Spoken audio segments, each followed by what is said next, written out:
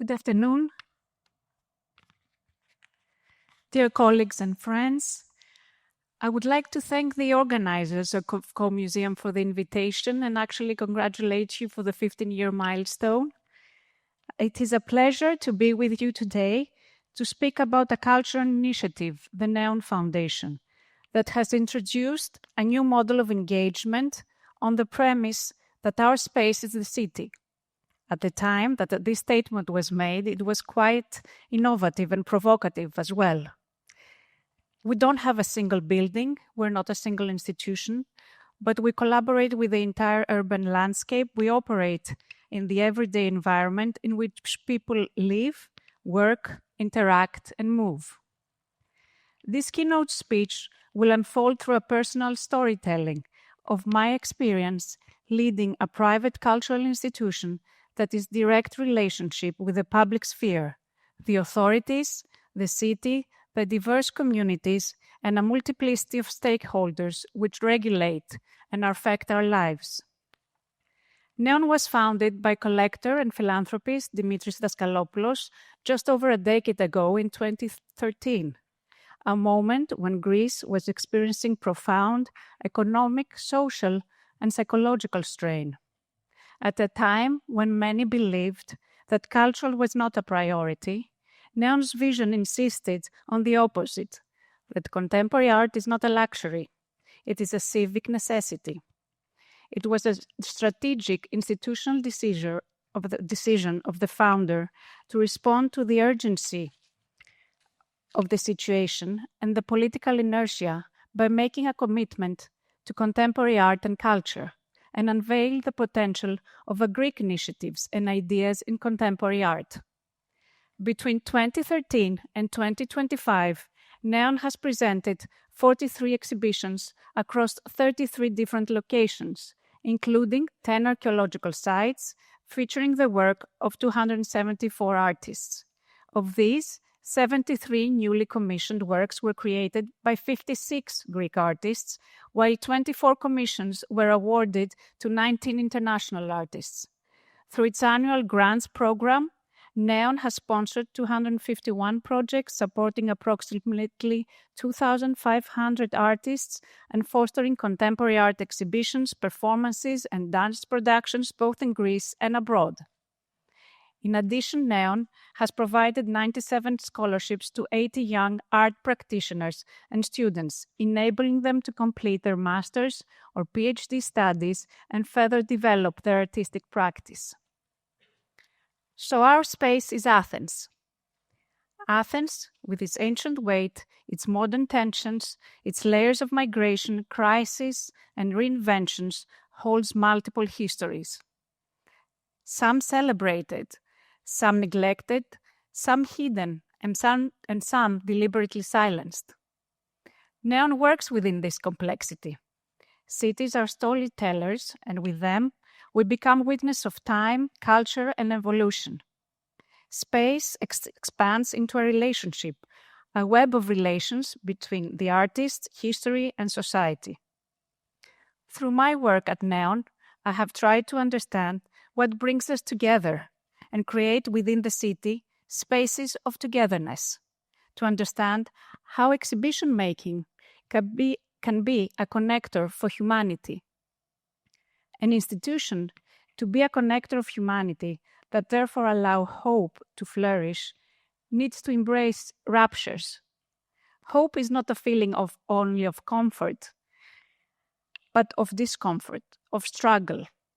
And as institutions, we need to allow this to be shown, the uncertainty, to acknowledge the fear of polarization, the strength, and to have the strength to undo biased narratives. So in order for us to retain hope, we need rupture and negotiation as a force for change. Greek society and culture can become restricted by geography and a perception of Greek national identity. Artists are not bound by that. They interact across and move beyond historically rigid national borders.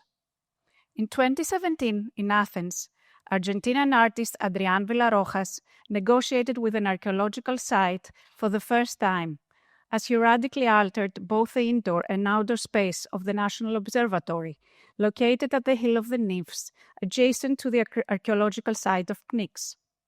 The Theatre of Disappearance saw the whole site undergo a transformation, architectural, horticultural, and emotional. He showed us, through exhibition making, how questions about forging national identity unite places as different and distant as Greece and Argentina. Through his site-specific intervention, Villarojas asks us, what does it mean to have the soil beneath our feet? He suggests through his work that change, social or political, occurs only when we engage in the act of digging. His site-specific commission became an open-ended investigation of cultural traditions, national norms and stereotypes, learned preconceptions, and received histories of conquest and exploration. But what if, by chance, we dug a bit deeper and found something unexpected? What if we found, at those turbulent borders, hints that the West roots lay in the East, or that God was dark-skinned, or that enlightened philosophical discourse was in fact buoyed up by bloodshed? What if we found, a few inches deeper than the depth to which we're supposed to dig, evidence suggesting that we're not so white, rational, or democratic as we thought? Hope as a relation of trust. ΝΕΟΝ partnered with the Archaeological Society of Greece to bring contemporary art projects and a new visual language into dialogue with ancient sites. And whoever who has been living in Greece or was born here and is affiliated with the Greek authorities, you would understand why this has been developed into a relationship of trust that started from mistrust, especially from a private organization trying to get into the field of contemporary art to the public sites, archaeological sites that are very much embedded with this national identity issue.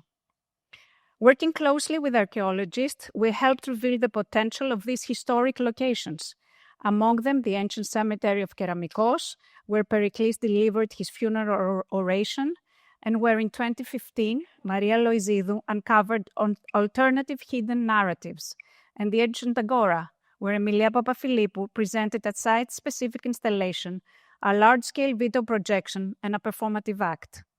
Through this triptych, Papafilippou invites us a rethinking of the ancient Agora, not merely as a preserved ruin, but as a living field of connections between people, between past and present, between architecture and lived experience. The network, metaphor of threads, labyrinth, data, becomes a metaphor for cultural memory, collective consciousness, and transformation. On the archaeological island of Delos, the birthplace of Apollo and Artemis, Anthony Gormley offered us a diachronic, atemporal landscape, an interaction with space, nature, and the elements that became spiritual. Site was especially conceived to resonate with the statuary, temples, squares, vistas, and the topography of the island of Delos. This project marks the first time that an artist takes over the archaeological site since the island was inhabited over 5,000 years ago, and is the first time a contemporary art installation has been unanimously approved by the Greek Archaeological Council to take place on the island. At the Philopapos Hill at the moment, you can see our newly commissioned work by Alexandros Giannis. The site is the old quarry on the southern slope of Philopapos Hill underneath the Acropolis, meaning a natural yet historically layered landscape. The title of the exhibition, Athens Dies in Dreams at Sunrise, conjures the end of a night, the end of a dream, a metaphor about renewal, decay, awakening memory, fading, and being reborn. But installing a contemporary artwork there, we reactivate a space that was in between, not purely natural, not fully urban, neither simply heritage nor purely underground culture, but a hybrid. The work highlights how history, memory, and use overlap in the city. Hope as infrastructure. By investing in artists, in youth, in diverse audience, in public space, in heritage restoration, and free access for all, ΝΕΟΝ cultivates hope not as optimism, but as infrastructure. In 2021, we initiated a collaboration with the Hellenic Parliament, a public institution, on a strategy exploring how to use and share city space for communal benefit. The renovation of the former public tobacco factory was concluded in 2021 during the pandemic and delivered to the public as a new cultural space for Athens. The exhibition portals opened and featured 59 artists from 27 countries, including 15 new commissions. Hope as a site for healing and the act of not being complicit. A collaboration between the Hellenic Ministry of Culture, the Acropolis Museum, the Effort of Antiquities of Athens, and ΝΕΟΝ initiates a deep and meaningful dialogue between contemporary works and ancient cultures. This partnership underscores enduring themes of cultural heritage, loss and restitution, survival, and the ongoing creation of culture. The result is a trilogy that unfolds during 2025 and will continue into 2026. The trilogy started at the Acropolis Museum, continues at the moment outside of the Acropolis Museum with a public outdoor installation, and concludes in 2026 at the old Acropolis Museum up on the Acropolis Hill. The trilogy represents a dialogue rich in concepts, emotion, and political resonance, deeply relevant to our times. The works recall recurring traumatic historical events, war, looting, theft, colonialism, and migration, while drawing attention to the present day, fate of war-torn regions, and the forgotten journeys of displaced people and cultural treasures. Rakovic's work is deeply political, addressing the loss and restoration of antiquities and forging new cultural identities. For Rakovic, care extends to the idea of repair. How do you repair an object or a historical monument that has been destroyed or looted? What are our personal and collective responsibilities to confront ongoing injustices and erasures? How does the destruction and the ultimate disappearance of cultural achievements affect us as human beings? The Acropolis Museum itself projects the trauma of displacement. The story of its construction and its displays acknowledge the absence of the Parthenon marbles. Restitution, therefore, starts long before the act of returning cultural property and continues long after. This trilogy is more than a contemporary art exhibition in dialogue with antiquity. It's about a precarious condition in the present moment and the language of survival. By joining forces, maker and viewer ensure that wars are remembered and acknowledge transgenerational trauma, loss, and absences. Within the wall of the Acropolis Museum and beyond, this storytelling becomes as much an act of healing as of resistance. Hope as a space of imagination and care. At ΝΕΟΝ, we discuss with my colleagues the responsibility of the institution to join forces in rejecting censorship of the imagination and create spaces of togetherness to explore ideas about mutual respect, compassion, and care. And in 2024, we showed an exhibition at the Drama School of Athens called Space of Togetherness, an exhibition of stories from the intersection of race, politics, and the rights of individuals and communities. It explores how migration and movement of people and ideas enables cultural interaction and exchange to shape Europe and indeed the world into a space of flows. It proposes how artists in the present moment use their distinctive voices to engage society in shaping, questioning, and reimagining how past histories are told. The work in this exhibition urged us to come together in a public space and contemplate present injustices for a fairer future. And the drama school used to be a factory at the beginning of the 20th century.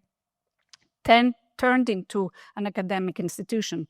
So bringing these themes into a building whose history is tied to industrial migrations, workers, population movements, to urban transformations, from an industrial side to a cultural use side and to education, makes the context simply more symbolic.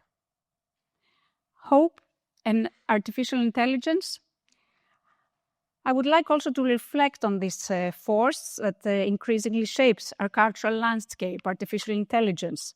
For many, probably including me, it's a source of anxiety. For others, a realm of endless possibility. But the question is not simply what AI can do. It is how can we ensure that AI expands rather than erases human creativity. AI challenges to rethink authorship, process originality, and the nature of artistic labor. But it also offers extraordinary opportunities to visualize histories that were never documented, to restore damaged artworks and archives, to make culture accessible to broader audiences, to amplify voices that may otherwise be overlooked, to create new forms of poetic hybrid expression. And I'm really looking forward to Josia's Chris's presentation later in the afternoon. The danger is not in the technology itself, but in allowing it to replace the human imagination instead of supporting it. The future will not be shaped by AI alone, but by how artists and all of us, cultural producers and thinkers and institutions, choose to use it with integrity, curiosity, and ethical clarity, retaining our uncensored imagination. The history of NEON is the story of the evolution of contemporary Athens. However, NEON is the result of a collective intelligence and practice of people working in the global art world, thinkers across continents. And for this, I thank everyone in the room today.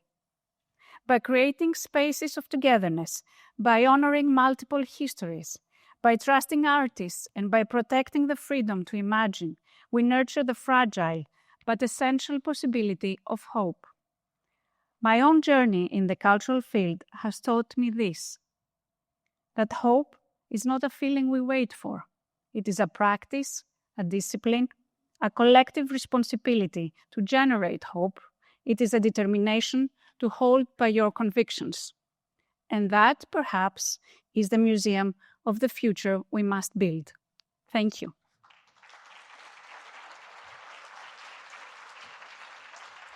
Questions?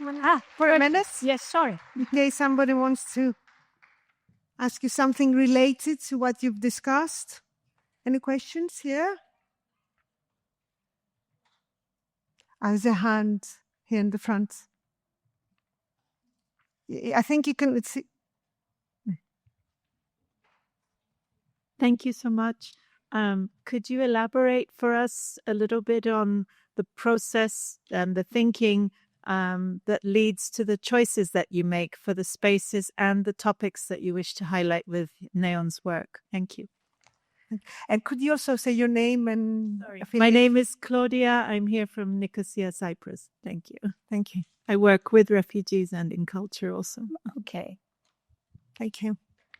Well, this is not a binary decision. It's every time it evolves around the artists that we think have a very distinctive voice, and then we try to match the artist with a space, or it's the other way around. I find a space that's hidden, that has a lot of stories that hasn't been discovered in the city of Athens, and then I try to find artists that can, support this context. So it depends on the year, the time. Usually we plan 2 years in advance for each of our projects. So my main focus is always to keep in mind that there are public institutions and public authorities and public sites like the archaeological sites, but also heritage buildings that wouldn't normally come together with a private institution, because there was a fear to collaborate with a private institution. So there were many questions of what are the intentions of the founder, why he's funding this, it's a privately funded foundation, why would you like to be in the public space, why don't you just make your own institution, your own space, your own building. So I think through this practice that at the beginning had a bit of mistrust, we retain this element of hope in the sense that I have described it through the presentation. And I think we have developed a web of relationships that are based on mutual respect. And now it's easier for us to go and invite artists and bring people together to our exhibitions. Thank you, Elina. And one more question online. It's so beautiful to see the paradox of modern art in archaeological sites, spaces. What are the challenges, not the logistics only, but especially when it comes to creating shared narratives? By Dina. So let me use the example now of the Acropolis Museum. So the Acropolis Museum is focused on the national identity, on a very specific, era of the Greek state as well. And to bring Rakovits and bring ancient cultures within this premise was a way forward also for the Acropolis Museum to acknowledge that there are other ancient cultures that exist and they could be together with our ancient classical past. So this is one of the challenges that you have to face. Also when you're in the completely public realm, which is like a archaeological site, besides the huge logistical, let's say, challenges that doesn't have to do only with the logistics. The logistics in the archaeological sites have to do with care, because if you don't plan the logistics with care, you can harm the marbles, you can harm you can offend the people that are working there. So logistics are not just to arrange how the works will come, but it's also really to plan and listen to the people that are on the ground on how to take care and be part of their environment. So this is one aspect, and the other aspect is to find an artist or artists that are willing to take on this responsibility, to be in dialogue with our ancient past, because you're in dialogue with the whole world at that moment. So, you need to find the artists that are contemporary thinkers, strong thinkers, and they're willing to be brave and take the chance with you as an institution. Thank you, Elina. From my experience of NEON work, it's also a matter of consistency. I believe this kind of strategy of building relationships of trust with different mindsets, with different bodies, and respecting restrictions even, whether it's for conservation or it is for protocol. Yeah. This is the way forward, and this has to do with collaboration at the end of the day, and not differentiating the public and the private, and in this sense. So if there's no more question, I would like to give a big thank you again to Elina. Thank you.